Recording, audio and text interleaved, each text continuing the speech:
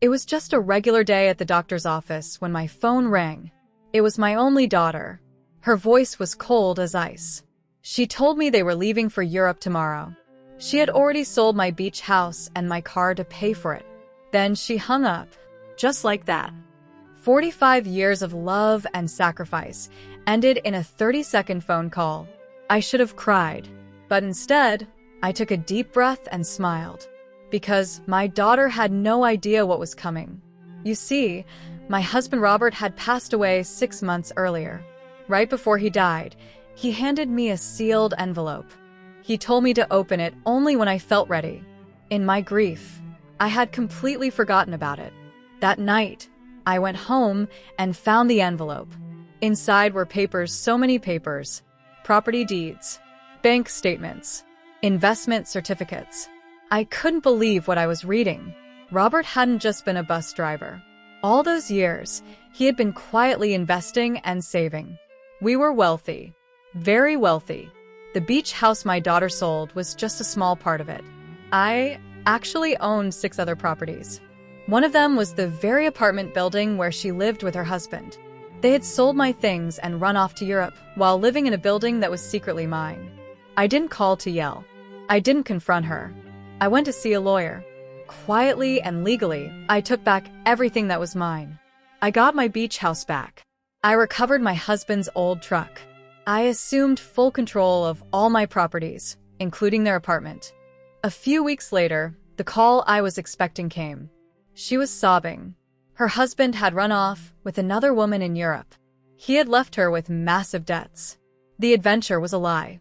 She had nothing. She asked, trembling, if she could come home. I said yes. She moved back into her old room, believing I was just a poor, heartbroken widow. She watched every penny. She got a grueling job cleaning offices at night. I saw her come home exhausted, her spirit completely broken. She apologized to me every single day. It was the hardest thing I've ever done, watching her struggle like that. But I didn't step in. She needed to feel the full weight of her choices. She needed to understand what it meant to have nothing. After weeks of this, when I saw a real change in her eyes, not just fear, but genuine humility and understanding, I knew it was time. I took her to my lawyer's office. I will never forget the look on her face as she read the documents placed in front of her. The confusion, then the shock. She learned about the properties, the money, the fact that I had known.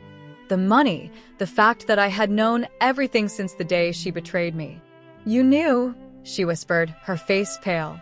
"This whole time, while I was suffering, you could have fixed it all?" "I did fix it," I told her softly.